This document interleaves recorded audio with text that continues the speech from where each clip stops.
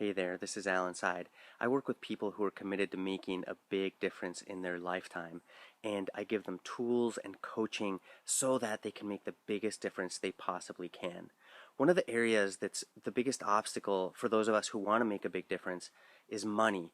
Money uh, is such a charged topic. For some of us, it's easier to talk about sex than money because of how money was offered as a reward or withheld as punishment when we were children, and the culture itself is so confused around money.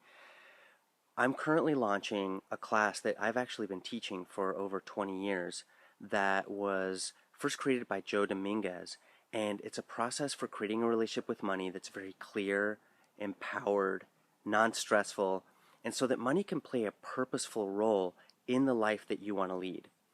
So in this video, uh, coming right up here, I interviewed Vicki, who is co-author of the book Your Money or Your Life with Joe Dominguez.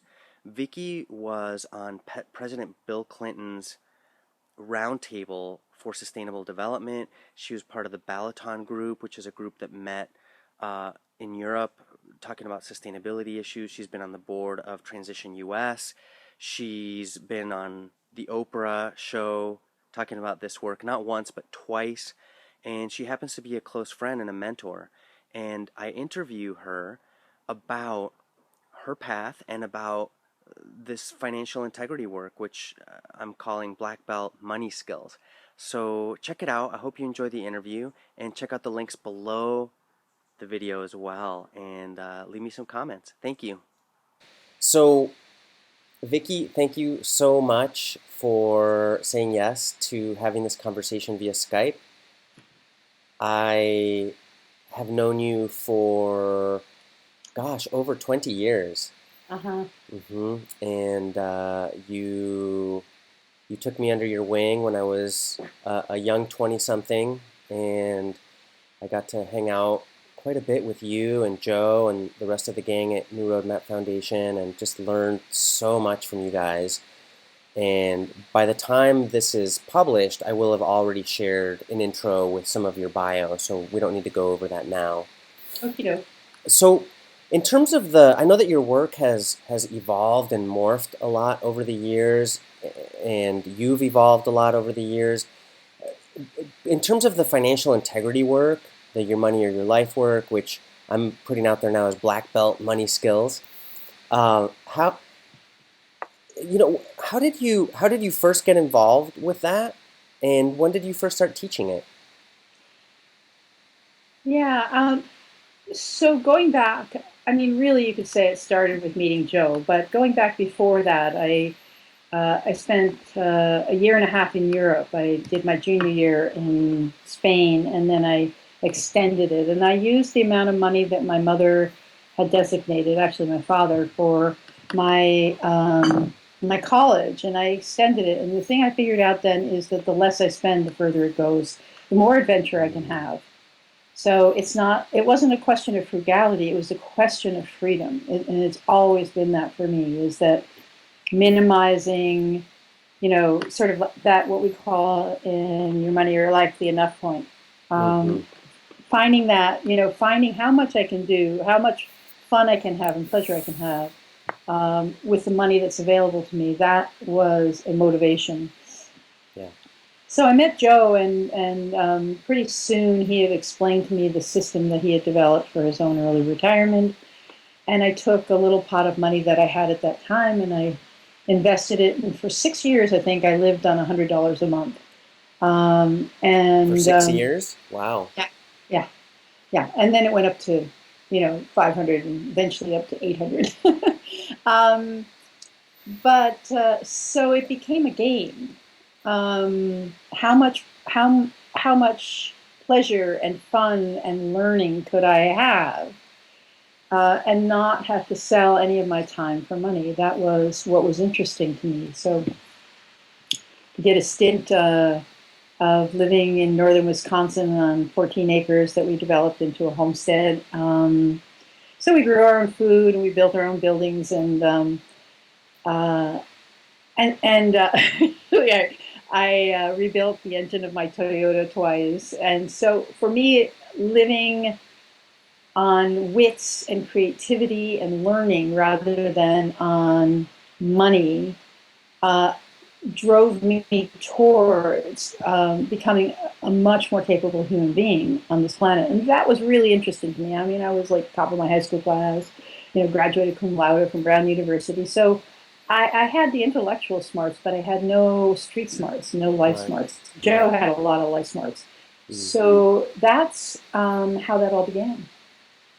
When did you first start teaching it? Because I know you've shared it with the world. I mean, at this point, I've already in the intro I talked about how you were on Oprah, and but you also have Twice. taught twice. You yeah, but not many people can say they've been on Oprah. Fewer yet can say they've been on Oprah twice. Exactly. Um, and He and and Dave Ramsey. well, and you've had an amazing journey. But I also know that you've taught hundreds, if not thousands, of classes and workshops. And so, did that happen in the 80s and the 90s as you were writing the book Your Money or Your Life? When did that start that you started sharing it really with groups? Yeah, so we started. I didn't do any presentation. It was all Joe from the beginning, and we started doing the workshop really in our home in like the late 70s. Mm, People would just be curious about how is it that we were able to um, apparently, like live without money, or so it looked. How did you get to be free? How come you're not? This isn't like a weekend excursion. How come this is your life? So Joe started to explain it to people we met along the way, yeah. and then we were working with a global network of communities interested in spiritual development, and there was a need for fundraising. And so Joe said, well, I could do this teaching as a workshop. So the first one was in the basement of a church in Phoenix, Arizona, with about 20 people in attendance. And that was in 2001, maybe. And no, 81. 1981. Yeah, God, you got a long enough life, you can't remember. Yeah, 1980, 81. And by 1984, every workshop developed a request for another workshop, and we were determined not to take any money personally for Mm, anything that we mm-hmm. taught. So every time we did a workshop, we needed to find a sponsoring organization that we wanted to support, that we could give the money to. So that was a problem not many people perceive that they have. Sure. Um, and so by 1984, people were coming like at the level of 300 and 400 people at a whack, Wow. just by word of mouth. And we recognized that we'd run out of organizations that we could have sponsor these, and so we created the New Roadmap Foundation as basically a basket, a Yeah. place where we could take money in. It was a nonprofit charitable and educational foundation. We could take the money in, we could hold it for a while, we could give it away as we saw fit. So that's New Roadmap Foundation. And then we got invitations that would require us to travel far and wide. And Joe decided, he said, I don't want to become yet one more workshop presenter. Because he was already being Mr. Cool Dude on the circuit. So we decided that we would. He had tape recorded. He was very meticulous about recording things, and so he had tape recorded every session that he'd done, and we turned that into an audio cassette workbook course that we distributed through the foundation. So we had about, I don't know, 10,000 people, maybe not that many, who had done the live seminar, maybe Okay. 5,000 or something like that. Okay. And then through the tape course, which we published in 1986 through 1991, we sold that and probably reached another 10,000 people. That was the first info product I ever bought, by the way, when I was in college. Isn't that amazing? Yeah. Isn't that The amazing? audio course. I still have it, and I went It's just through like, it. went through it so many times, and each time I went through it, I did it in a different color pen and would color code so I could see how my answers changed over the years. Amazing. Yeah. I was just talking to somebody who was really wanting to understand the phenomenon of your money, your life, and why is it, what was it about it that reached so many people with a message of frugality?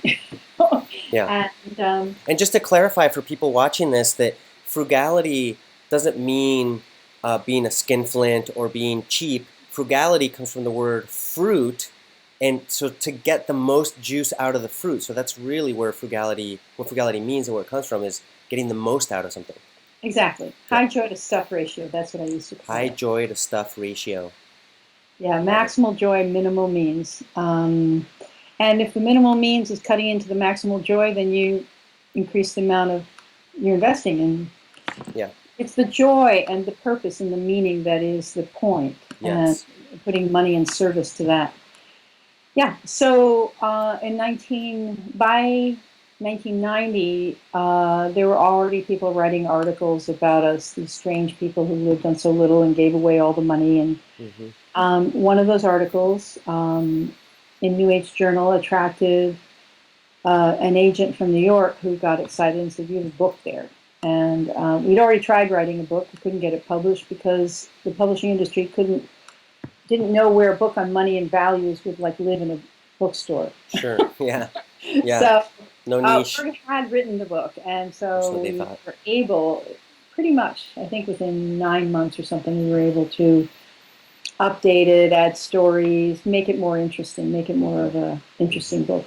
And then it got published in 1992 by Viking Penguin, um, and in 7 weeks it was a New York Times bestseller. So that's which is so cool. So uh, you've seen hundreds of people actually do the steps and go through it. And what are the like what's the transformation that you've seen in people? Is there a pattern, or is it different for everybody, or how have you seen that in terms of how people are affected by it? Um, I think what it does, number one, it creates a sense that even though the dominant money culture seems like the only game in town, I think people go like, "Oh my God, I could have the life I want, not the life that is scheduled for me because I'm locked into the money system." So one like big aha is like, "Oh, I can do some redesign here. I Mm, have power where I didn't think I had power." right.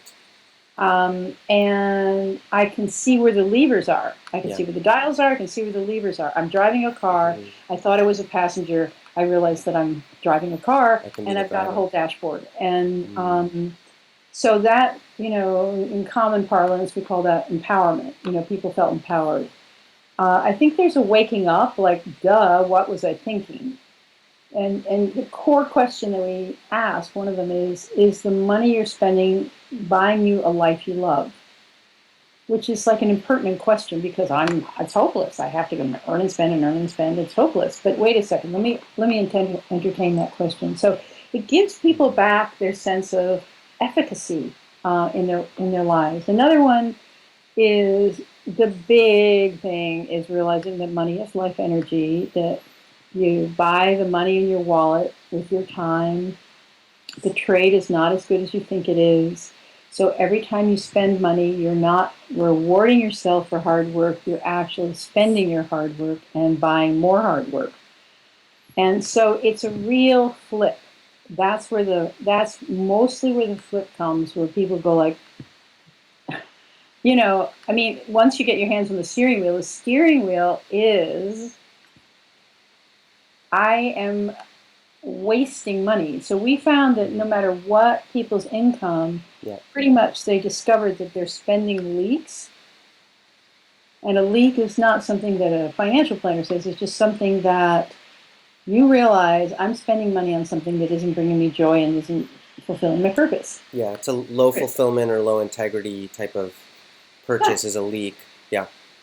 And so you realize so people said on average when they did the program within 6 months, because we surveyed them, they said their expenses had gone down by about conservatively 20% if they did Mm-hmm. the program within Mm-hmm. 6 months. Mm-hmm. And either people felt sheepish about the things they used to spend money on, or they said, I don't even know what I used to spend the money on. I really don't know where it all went. Yeah. I don't, and so then the next step is that they start to get out of debt. So debt and ceases to be a hopeless, endless process and becomes something that you can work your way out of. And that is so empowering because most people think, I got in debt, I can't get out. I have to Mm-hmm. say that, the situation with debt now is far denser than it was at that time. We're a culture, this is like 25 years later, really habituated to debt as a way of life. And the credit card companies, there's just more opportunity, more cards, more credit lines. There's more opportunities to dig yourself in a deep hole. I Mm-hmm. think back then it was still a little bit, more innocent, But Mm-hmm. people have been teaching other people since the 90s to cut up their credit cards or Yeah. throw them in the freezer in a bag of water. Just do something with those things so I've you're never not. heard of that one. You're gonna have to thaw that before. So yeah, so I think it's the liberation, it's empowerment, and it's that sense that I have some control over my life.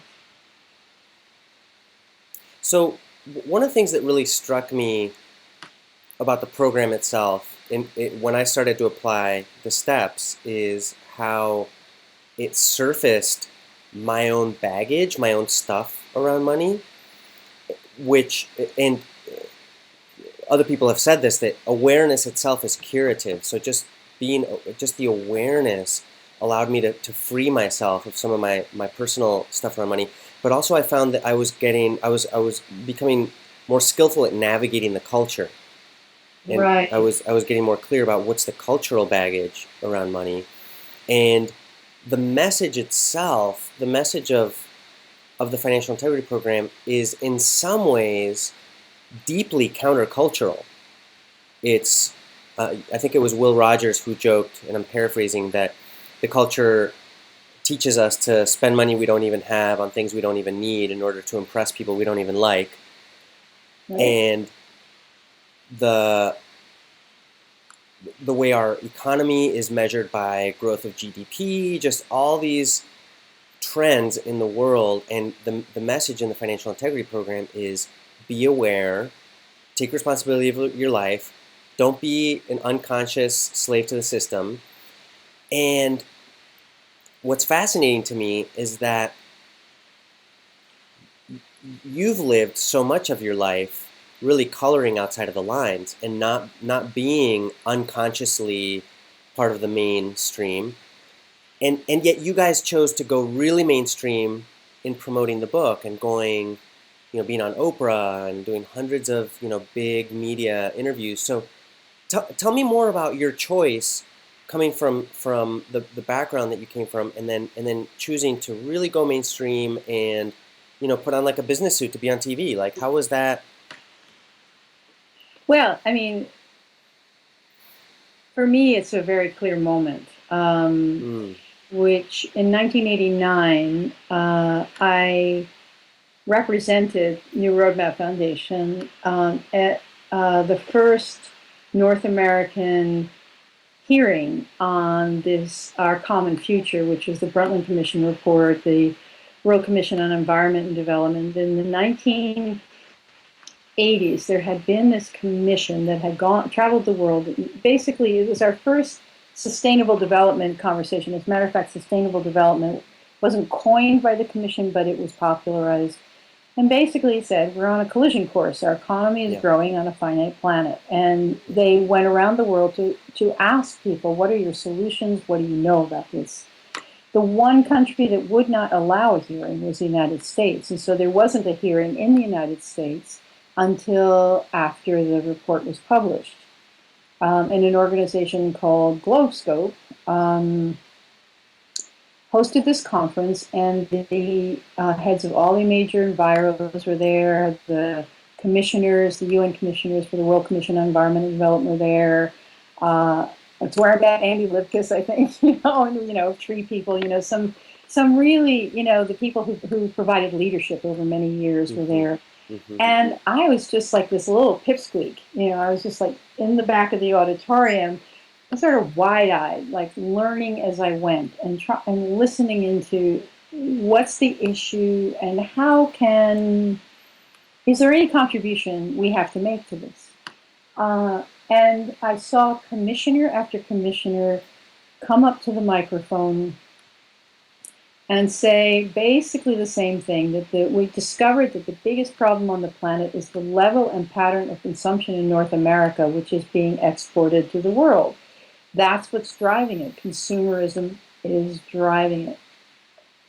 And then they would all shrug, like, like you can't do anything about that. And I'm sitting in the back with a friend of mine, and I said, oh my God, we've already done the research. We know that the Programming Your Money, Your Life helps people drop 20%, not 1% or half of 1% or one little item or, be a slightly better person. No, 20% of their consumption can drop away. In the wealthy countries. Yeah. Yeah. I mean, yeah, that was my frame of reference. Which are driving the problem. Western consumer culture. Yeah. Yeah. So I'm sitting in the back and I'm thinking, I am sitting on a tool that can solve the biggest problem on the planet. And I'll tell you, I was totally on fire, complete novice, no sophistication in the environmental movement at all, but, totally on fire. And I came home and it was like, we are going to do this. Mm-hmm. We're going to do this. And so, of course, this was I think it was in the fall of 1989, and then early in 1990, this agent contacts us. So when the student is ready, the agent appears, Yeah, so that was the driver, it was one driver for us in the 1980s was liberating people who knew their lives were about more than just stuff, liberating those people so that they could be of service in the planet. Mm-hmm. Then I went to Globescope, and that's when I realized, and this can be a contribution to the biggest problem on the planet. So we wanted it to be everywhere. We wanted everybody to have access, and the way to do that was really to publish a book with a New York publisher and get on Oprah, sort of cooperation with the Divine or whoever else is running the show. Yeah. And have the book in every bookstore in every mall, have it be right out there for people. So that was what motivated me. That's what gave me the energy and the willingness to spend the decade of the 90s repeating myself 1,000 times. And yeah, that's amazing. So I really see how that going really mainstream really got to spread the tools and the message. One of the things that's astounding to me in terms of that sort of reduction and leveling off of consumption is that it doesn't happen through shoulds. It doesn't happen through telling people they need to tighten their belts. It does not happen through any austerity, anything. It happens through maximizing fulfillment and maximizing integrity. That's incredible. That makes it such really a spiritual solution, and it's such an elegant system and model. So as you know, the people that I reach out to, the people that I work with have a dual commitment. They're committed to their own personal growth and development, and they're also committed to leaving the world a better place than they found it. So for this population of people, what do you see as the promise of the financial integrity work?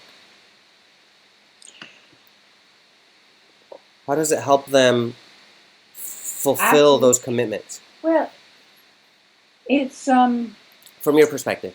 Yeah, it's a complex question because number one, so many people, younger people, come out of college with debt, and so that's a big albatross. Hmm. And I don't know. I mean, there's a percentage of the population who's willing to like risk not going a mainstream way and not getting a college degree and saving that money. But so the first thing I would recommend is to understand that university is only a system of accreditation. you know, it gives you credibility that you have a college degree. People look at that. So you want the credibility of a degree. It's a context for learning with people who are beyond you. Now there's MOOCs, there's massively open online classrooms, there's all sorts of ways. As a matter of fact, Arizona State University has all of their courses available online.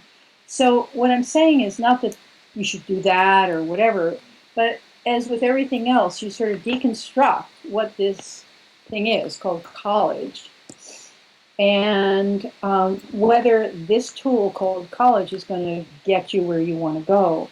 And another part of it is, if you are on a campus, there's a lot of stimulation. It's sort of a formative years, and it's really helpful. So if you unpack that and you ask yourself, okay, how do I get a credential? How do I do it for the least amount of money? How do I actually dive into the courses I want to dive into? How Hmm. do I get myself mentors, i.e., professors who will actually pay attention to me? And how do I get into a situation where there is a mutually inspiring community of people learning? That's what colleges bundle. Hmm. So then if you this is FI thinking. Yeah. This is FI thinking, financial integrity thinking in process. You're watching it now. So you ask, what is the purpose? What is it that I want out of the system? How can I maximize the results I want and minimize the cost to me? One of the things, a friend of mine wrote a book about being a global student. All four of her children got degrees they got the degree Yeah. for not that much money because they search for education in the global marketplace rather than necessarily in the local marketplace. Or the other part of it is that you can save money by going to a community. Many people are doing this now. Go to a Yeah. community college for your first 2 years, ace everything, and then get yourself into the college that you want to have on your resume. So that's the first thing, is to really examine, to not get yourself bamboozled by the debt machine called college. And another thing is that once you're through college, let's say you get, a law degree, what I see a lot of people do is that their expenses rise along with their income. Like when they were a student, they lived three to an apartment and they ate ramen noodles. I'm not saying that's the best lifestyle, but people as students know how to economize, and so like suddenly the girdle's off, the constraints are off, and man, I am going to have everything I denied myself in the past. So there's a period of time in your 20s where it's really possible to reward yourself for your hyperfrugality while you were getting your education and just let your expenses expand to equal your income and then some. So you start to push yourself further into debt. So if you can treat yourself, of course, because this is all about pleasure, but if you can maintain that consciousness you develop in college in your 20s, as your income expands, if that's what you've done, if you've gotten yourself that kind of job, um, then you are. All of this is sort of outsmarting the cultural norm machine, so that you have access to the bennies, like the respect and credibility and capacity to get a job. Hmm. Hmm. You might decide you want those bennies. Some people, they take a lot of pride in that they never finished college and they still succeeded. Um, and then there's the other part of the FI program, which is that rather than spending your 20s and 30s accumulating debt and bigger and better house and bigger and better car, and, rather than spending your 20s and 30s doing that, sort of heading into your maximal earning years in your 40s and 50s, going like, there's sort of an assumption that I will always be going to work. I will always have a job. I will, so you can spend beyond your means because you're basically sending yourself, assuming yourself into a future, probably a 40-year commitment to producing income to support your lifestyle and your debt. And so it's a little hard, but perhaps, but you can spend those years of your 20s and 30s actually um, going like, huh, I'd like to be like half time. I'd like to be, I'd like to not work 9 to 5. you know, I'd like to be freer. I'd like to be. So how do I spend my 20s and 30s financially in such a way that I can be freer then? And I think a lot of Mm-hmm. us, a lot of younger people, sort of just go into hopelessness about the money system. Mm-hmm. Like I'm in debt and it's hard and I can't get a job and it's just so there's Joe used to say, you know, there was 25% unemployment during the Great Recession, the Great Depression. That means that 75% of the people had jobs. so, so, so you become determined to be one of the people who actually is an earner. You don't let, as hard as it is, you don't let that sad sack hopelessness inhabit you, and just keep looking for opportunities. Mm-hmm. Mm-hmm. So I guess it's just a combination of being really vigilant about debt and the debt you accumulate and whether it's really going to help you. Strategic about the educational programs that you use to get the knowledge and credentials you Mm-hmm. want, and then judicious about spending in your 20s and 30s so that you're not more in debt in your 40s. You're out of debt by your 40s.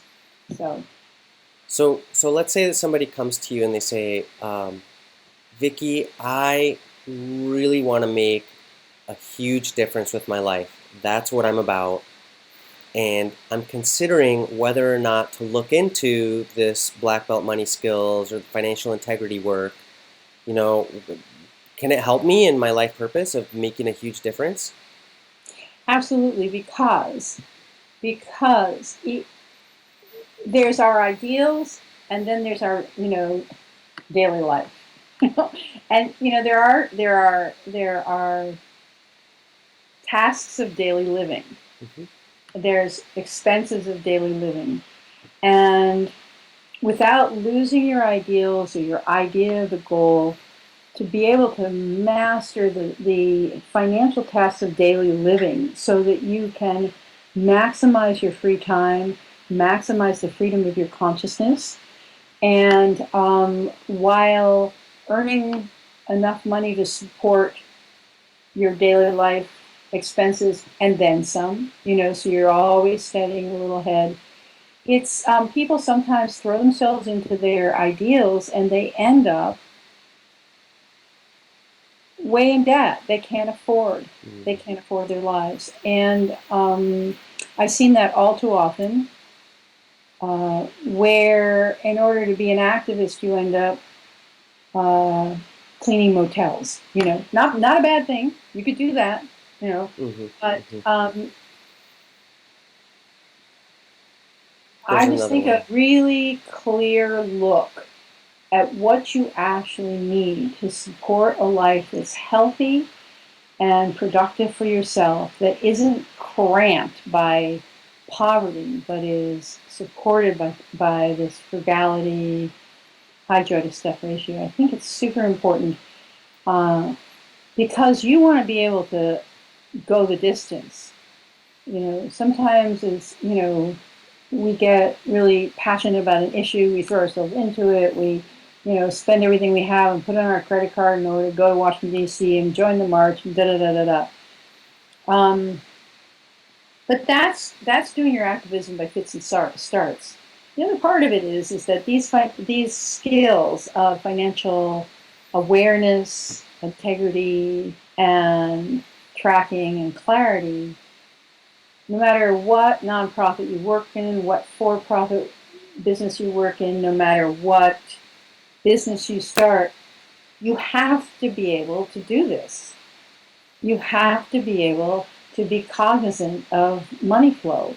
Mm-hmm. And if part of the financial integrity work is really examining your own attitudes about money.